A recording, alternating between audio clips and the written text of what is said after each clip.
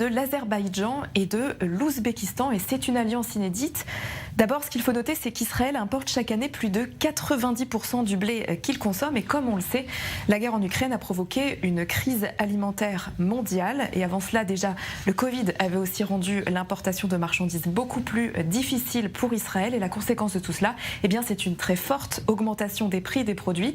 Donc Israël a décidé de diversifier ses sources d'approvisionnement en blé. L'accord qui a été signé donc entre les trois pays garantirait tous les besoins en blé d'Israël à long terme. Et en échange du blé, eh bien, Israël fournira des technologies de pointe dans le domaine agricole aux deux pays musulmans, donc l'Azerbaïdjan et l'Ouzbékistan.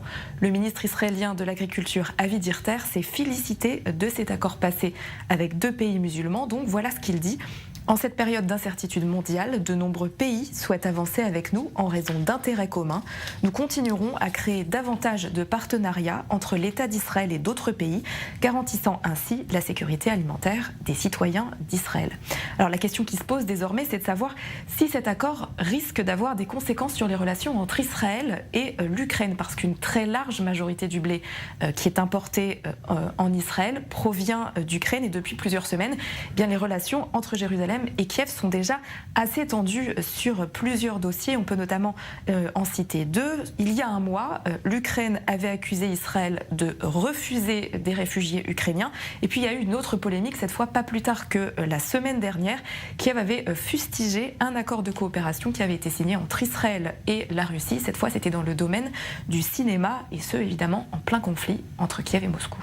Et donc en parallèle de cet accord, Israël renforce ses relations avec ces deux pays, donc avec l'Azerbaïdjan et l'Ouzbékistan. Oui, alors Israël entretient de bonnes relations avec ces deux pays, et ces relations se sont encore renforcées l'année dernière, notamment avec l'Azerbaïdjan. Pour preuve, Bakou avait ouvert son ambassade en Israël, et l'Azerbaïdjan est particulièrement intéressé par les technologies agricoles, l'expertise agricole d'Israël. L'ancien ministre azéri de l'Agriculture, Inam Karimov, était venu aussi en visite en Israël.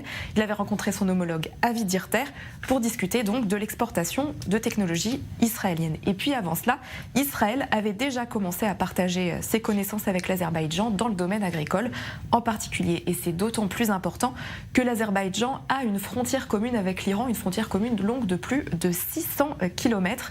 Téhéran avait notamment accusé Jérusalem de mener des opérations secrètes en Azerbaïdjan. Merci beaucoup, Déborah Benayoun.